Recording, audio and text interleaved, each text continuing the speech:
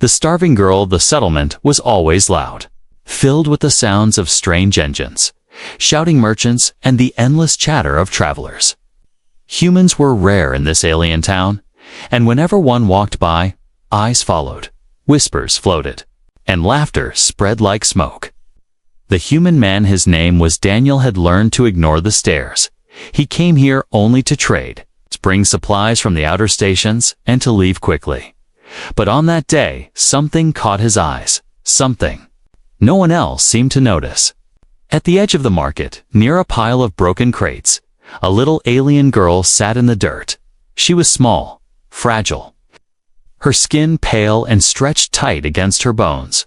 Her big dark eyes were half closed, as if she no longer had the strength to stay awake. Her clothes, if they could be called clothes, were nothing but scraps. Her thin arms trembled as she tried to lift a piece of rotten fruit from the ground. The crowd passed by without care. Some even laughed, another useless. "Mouth, let her die," one alien muttered. A merchant kicked dust at her, making her cough weakly. Nobody stopped. Nobody cared. But Daniel stopped. He felt his chest tighten. He remembered hunger. He remembered being young and ignored. Back on Earth, when times were hard, he walked closer. Ignoring the looks people gave him, his boots crunched. On the dry dirt, the little girl froze, her trembling hand clutching the rotten fruit tighter, as if afraid he would steal even that. Daniel knelt down slowly. His shadow fell over her. She looked up at him with wide, fearful eyes. He could see the hollow cheeks, the cracked lips, the way her chest rose and fell like each breath was a battle. "Are you hungry?" he asked softly. The girl blinked. She did not answer. Instead, she bit into the rotten fruit. Wincing as the sour taste burned her tongue, Daniel reached into his bag. He pulled out a small ration bar, wrapped, clean, and safe. He held it out. "To her here," he said. "Take this." The girl's eyes widened at the sight. But she didn't move. Her thin body shook. Suspicion was clear in her face. Behind Daniel, voices rose. "Look at that fool. Wasting food on trash. Humans are weak, soft-hearted. That's why they never last." Laughter followed. Daniel ignored them. He held the ration bar closer, his voice calm. "It's yours. Eat, little one." Slowly, with shaking hands, she dropped the rotten fruit and reached out. Her fingers touched his hand for the briefest second before snatching the bar and pulling it close to her chest like treasure. She tore the wrapper with her teeth and began to eat, small, desperate bites. Each bite seemed to bring a spark of life back into her fading eyes. Daniel watched in silence. A strange warmth spread through him as he saw her eat. But it was mixed with anger. Anger at the way everyone else had walked past. Anger at how such a small child could be left to starve while the market overflowed with goods. When she finished, crumbs falling down her chin, she looked up at him again.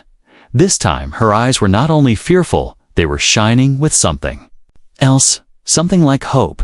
She whispered, her voice hoarse but clear. "Why? Help me." Daniel smiled sadly, because someone should. The little girl stared at him for a long moment. Her lips trembled as if she wanted to say more. Then she stood unsteadily. Her knees nearly gave out. But she forced herself up. Her small hand clutched the empty wrapper. She took one shaky step back, then another. People pushed past her without care, but she kept her eyes locked on Daniel. Then she whispered something strange, almost too soft to hear. "I'll come back." Before Daniel could ask what she meant, she turned and ran her thin legs, carrying her through the crowd, slipping between bodies until she was gone. Swallowed by the busy streets, Daniel stood there, staring at the empty space where she had been. His heart beat fast. That whisper echoed in his mind. "I'll come back." But would she? Could she even survive another night out there? As he picked up his bag and turned to leave, Daniel could not shake the image of her eyes. wide and hungry, yet filled with fragile hope. He tried to tell himself it was nothing that he had done. Enough that it was not his problem anymore. But deep inside, he knew this was only the beginning. The market felt the same the next morning. The noise of traders, the smell of cooked food, the harsh laughter of strangers, it all blended together. As usual, yet for Daniel, something was missing. He kept looking to the corner where he had seen the little girl. But she was gone for hours. He walked through the streets, trading supplies as he always did, but his eyes never stopped searching. Each time he turned a corner, he hoped to see her sitting on the ground, her big eyes watching him, but she never appeared that night, back in his small house on the edge of the settlement. Daniel sat alone. He ate his dinner in silence, half of it left untouched. He thought about her again, the way her hands had trembled, the way her voice had whispered, "I'll come back." He wanted to believe it. But deep down, he feared she would never return. The next day was no different. The girl did not appear. Days passed slowly. The memory of her fragile figure grew sharper, as if his mind refused to let it fade. He began to dream of her dreams, where he saw her lying cold and lifeless in the dirt. Dreams where he heard her call his name but couldn't find her. Sometimes Daniel scolded himself. You gave her food. That was enough. She's not your responsibility. But the words felt empty. Something inside him disagreed. Something inside him whispered, "You should have done more." The neighbors noticed his silence. They began to whisper too. One evening, outside his door, he overheard two men laughing that human feeds stray animals now. Soon he'll start bringing them into his home. He always was strange. No wonder he stays alone. Daniel clenched his fists but said nothing. He knew that in this settlement, kindness was seen as weakness. And weakness was dangerous. Still, he couldn't shake the thought, had the little girl survived. On the fourth night, he heard something unusual. He was cleaning his tools when a faint sound reached his ears, a scratching noise. Almost like nails against wood, he froze, listening. But when he opened the door, nothing was there. Only the cold night wind. The fifth day. Merchants in the market spoke of a sick alien woman seen wandering the outskirts. Daniel's heart jumped. Could it be connected? But when he searched, he found nothing. By now, the town seemed darker to him, crueler. He noticed how many other children were ignored. How many women begged for scraps. It burned inside him. Why did no one care? Why did everyone walk past suffering as if it were nothing? That night, he sat by the fire.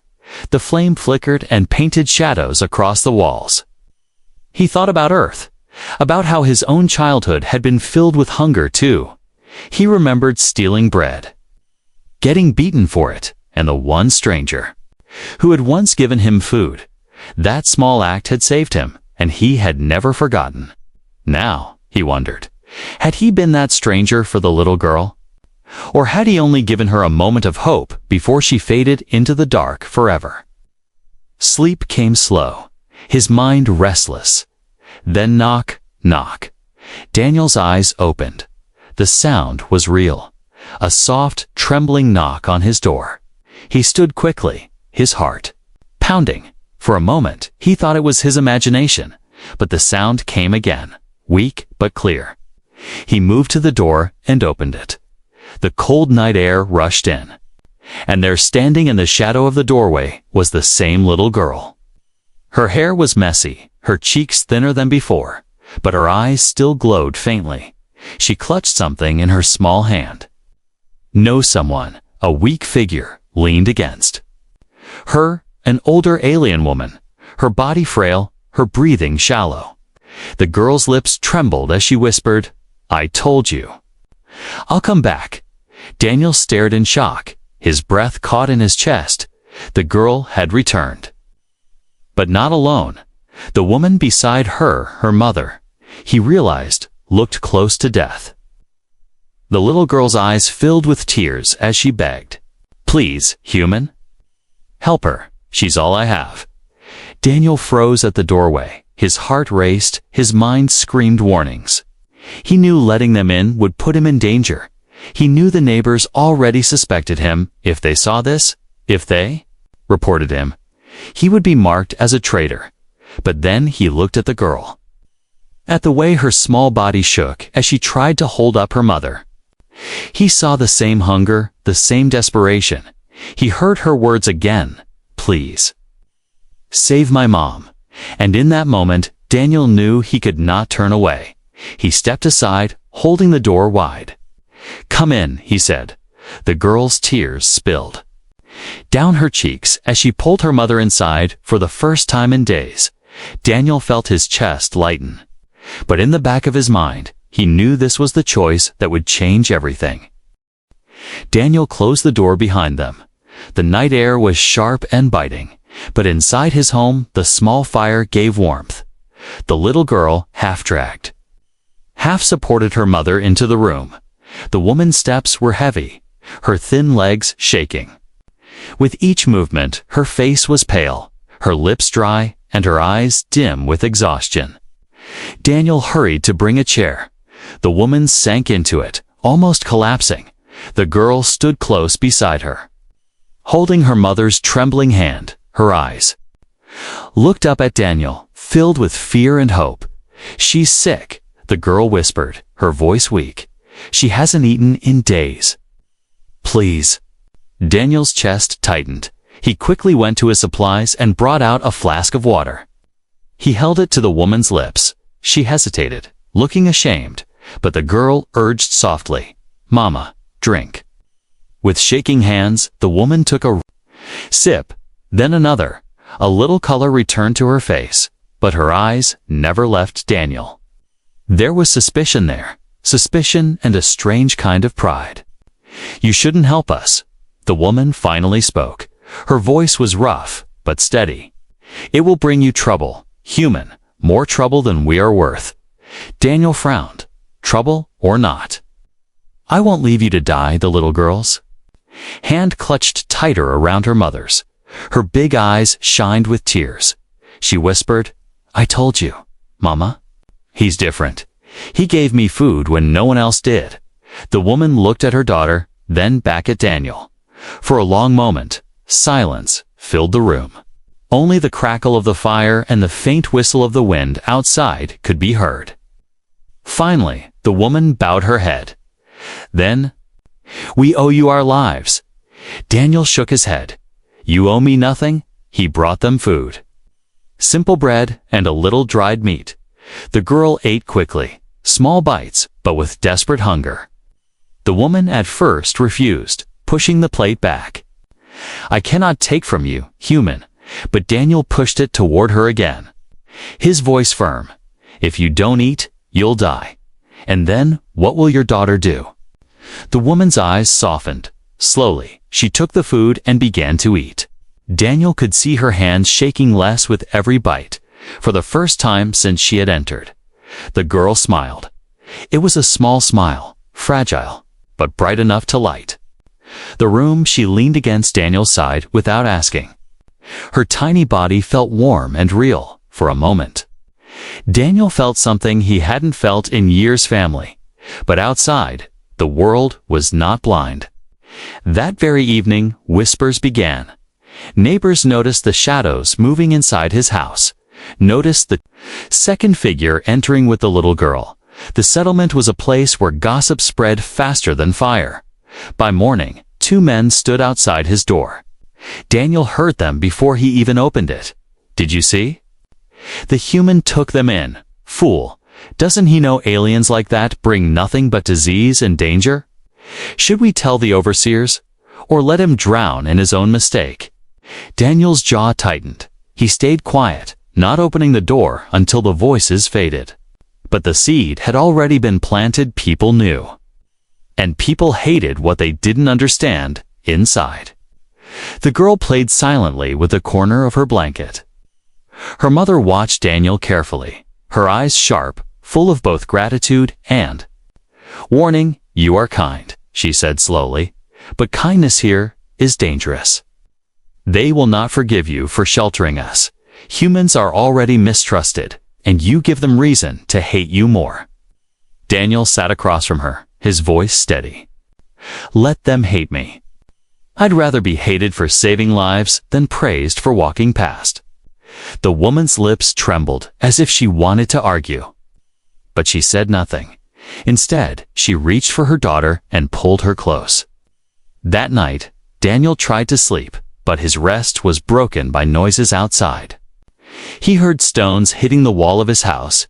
He heard mutters in the dark. Throw them out. Let them starve outside where they belong. He rose quickly. Gripping the old metal rod he kept near his bed.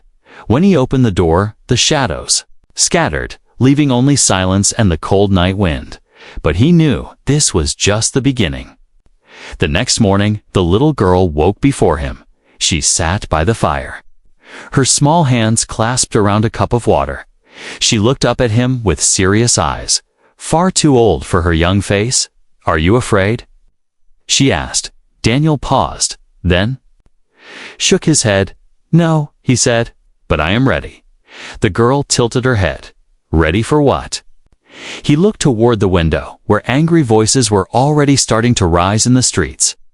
For whatever comes next, the house was small, built from rough stone and old wood. Yet it was warmer than the cold streets outside. Daniel placed more wood on the fire. The flames flickered and filled the room with a soft glow. The little girl sat close, her tiny hands stretched toward the warmth. Her mother rested in the chair, her eyes half closed, weak but no longer on the edge of death for the first time.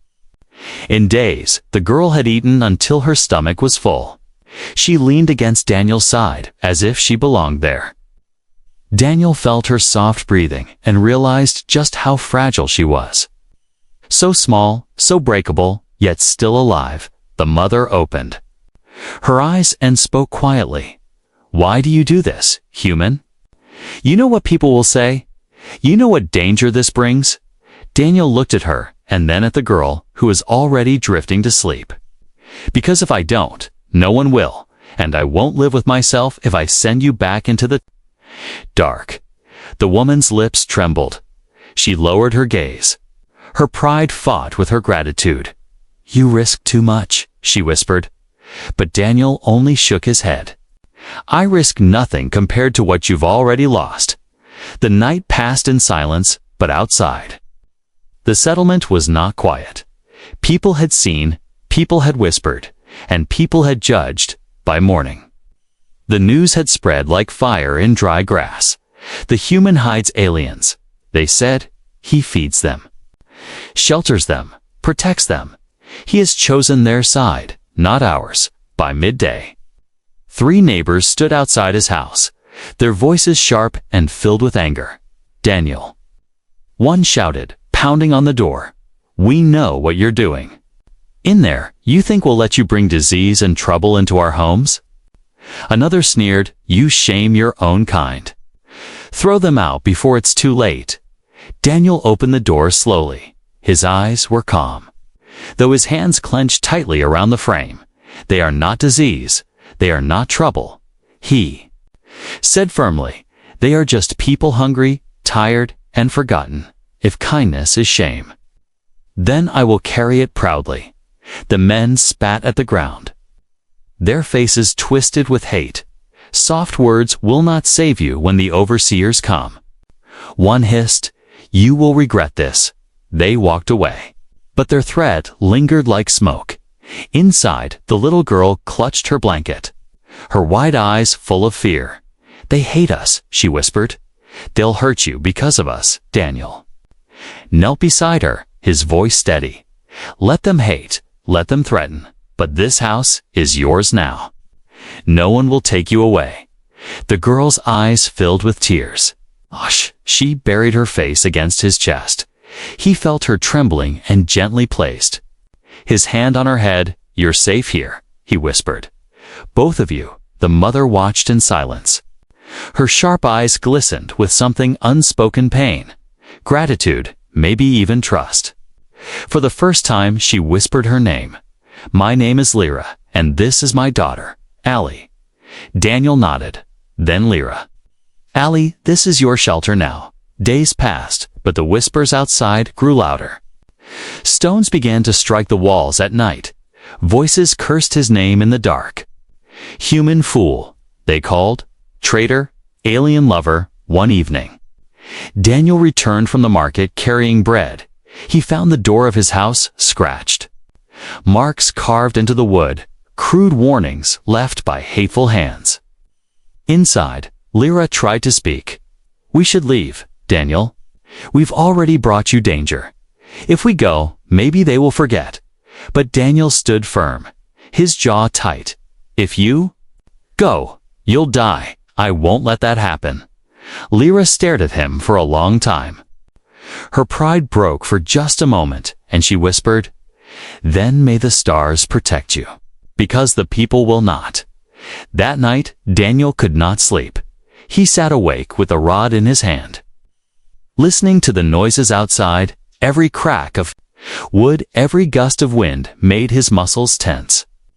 He knew the day was coming when the crowd would not stop at words. And he was right. On the 7th day, at sunset, they came. A crowd gathered outside his house. Their faces twisted with anger. Some carried torches, some carried stones. Bring them out. One shouted, Punish the human who betrays us. Another cried. The sound of many feet pounded against the ground. The little girl woke up crying. Clinging to her mother, Lyra's face was pale, her eyes sharp with fear. Daniel stood in front of the door, his rod in hand, his body firm like a wall. The firelight flickered against his face as he whispered to himself, They will not take them, not while I breathe. The banging began. The door shook under the weight of fists. The crowd roared louder, demanding blood, demanding surrender. Inside, Allie cried harder, Daniel, don't let them take us. Daniel's eyes hardened, his voice low but steady.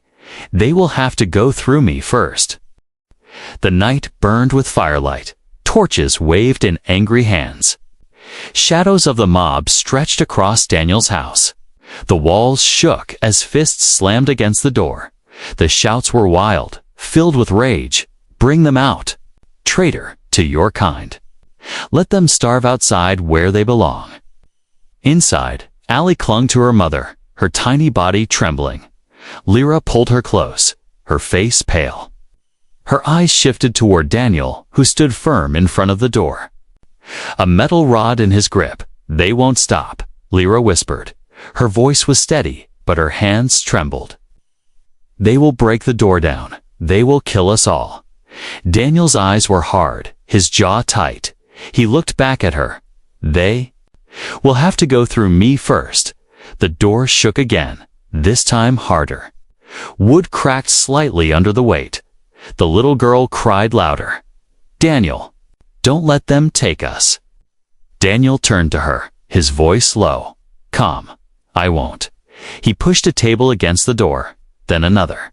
The house was small, but it would hold a little longer. Outside, the crowd's fury grew. One man shouted, You shame every human here. You stand with aliens instead of your own kind. Another yelled, If you love them so much, then die with them. The words cut sharp, but Daniel stood unmoving. His heart raced, but his voice came steady as he shouted back, If kindness is betrayal, then I am proud to betray you.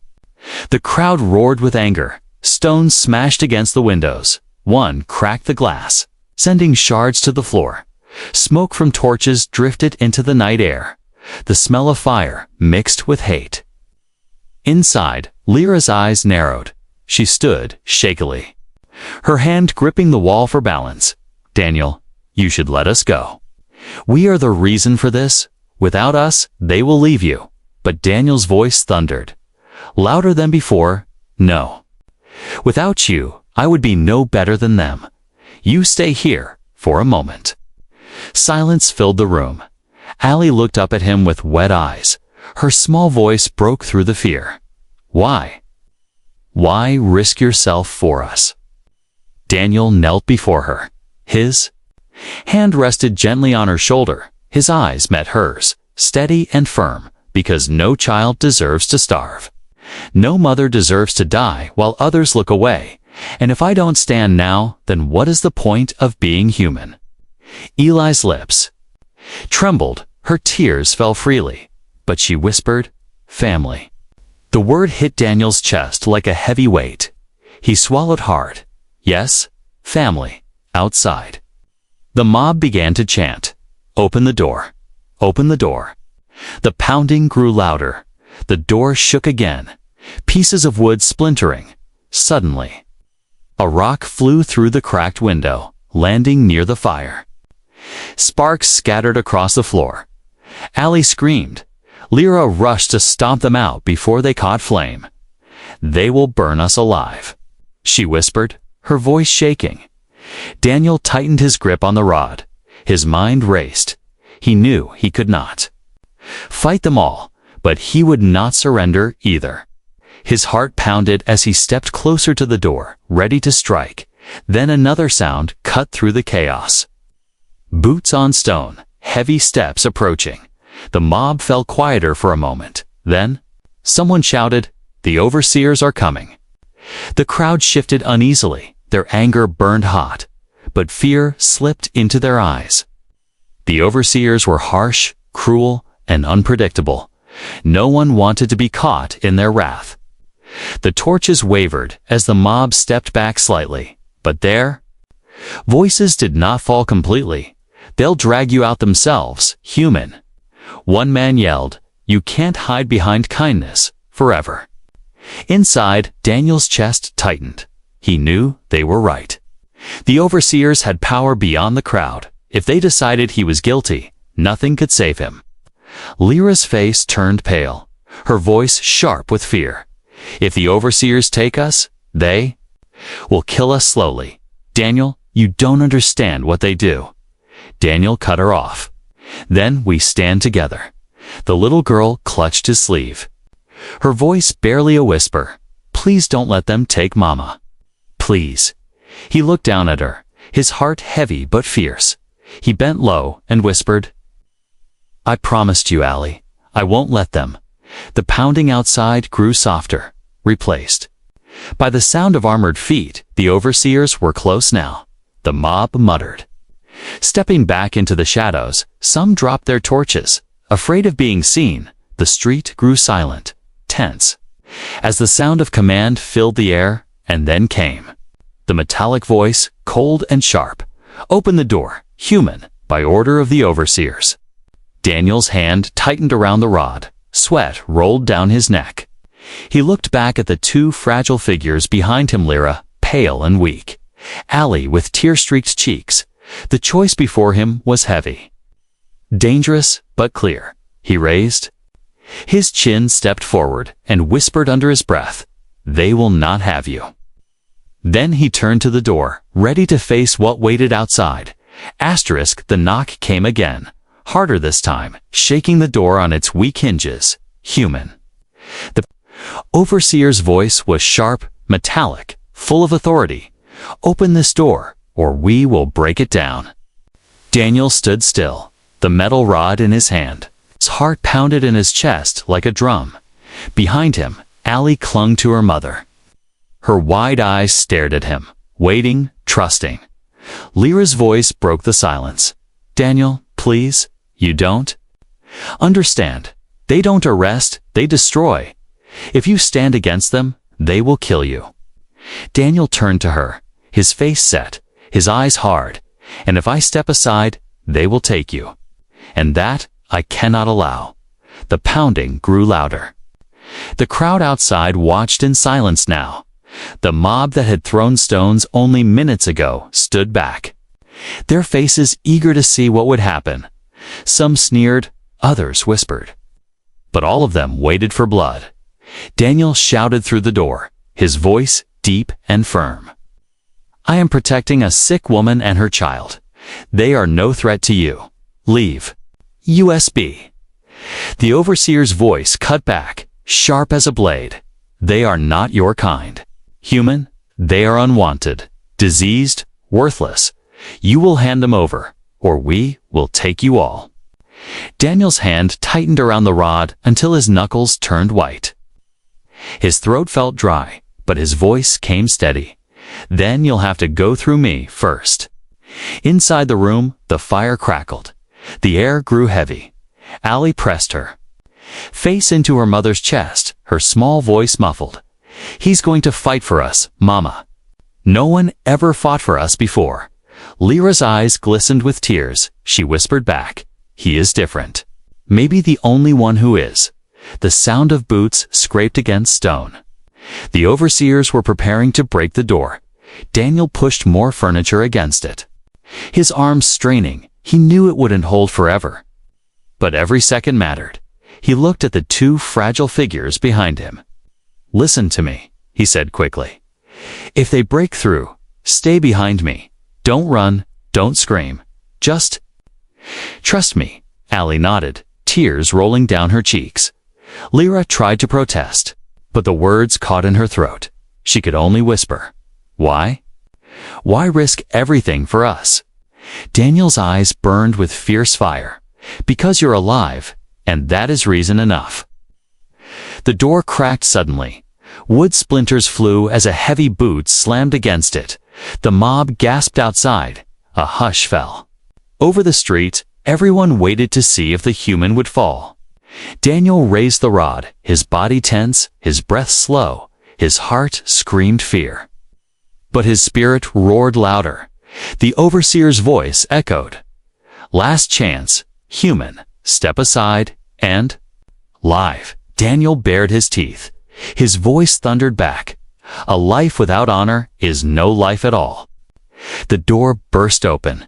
The overseers stepped inside. Tall, armored figures with glowing eyes.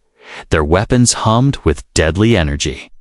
The crowd outside leaned forward, hungry for the sight of punishment. Daniel stood tall. His rod lifted. He looked small compared to the armored giants, yet his presence filled the room like a storm. "Stand down." One overseer barked, raising his weapon, but before they could move further, a small cry broke the silence. Allie stepped forward, her voice shaking but clear.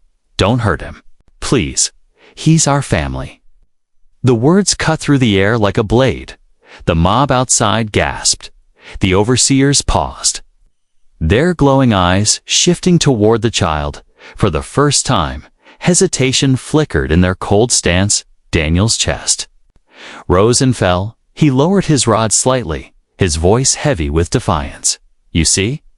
Even a child knows what family means. Do you?" The silence stretched. The fire crackled. The overseers looked at one another. Unreadable behind their masks, the mob whispered nervously. Some mocking, others strangely quiet. Finally, one overseer stepped back, his weapon lowering slightly. His voice cold but softer. "You protect them with your life, human. Then their fate is tied to yours." Daniel didn't flinch. "So be it." The overseers turned slowly, their heavy boots echoing on the stone. The crowd stepped back in fear. Whispers rising louder, they let him go. They let the aliens stay. When the armored figures were gone, silence hung heavy in the air. The mob melted away into the shadows, afraid now, uncertain. Daniel shut the broken door with trembling hands. His chest heaved, sweat dripping down his face. He dropped the rod and leaned against the wall, his strength nearly gone. Allie ran to him, throwing her tiny arms around his waist. "You did it. You saved us," she whispered. Her voice was filled with awe. Her tears soaked his shirt. Lyra stood weakly, her eyes shining. She whispered, "You stood against the law itself." For us, Daniel looked at them both, his voice hoarse but firm. "No, I stood for what is right." The night after the overseers left was heavy with silence. The mob had scattered, but their hate still lingered in the air like smoke. Daniel sat by the broken door, his metal rod lying across his knees. His body was tired, but his eyes stayed sharp. He listened to the quiet street outside, ready if anyone dared return. Inside, the small fire burned low. Allie slept curled against her mother, her tiny face finally peaceful after so many nights of fear. Lyra rested with her back against the wall, weak but alive. Her sharp eyes never left Daniel. "You've tied your life 2 hours now," she whispered, her voice soft in the crackle of the fire. The overseer spoke true. "If we are hunted, you will be hunted too." Daniel looked at her calmly.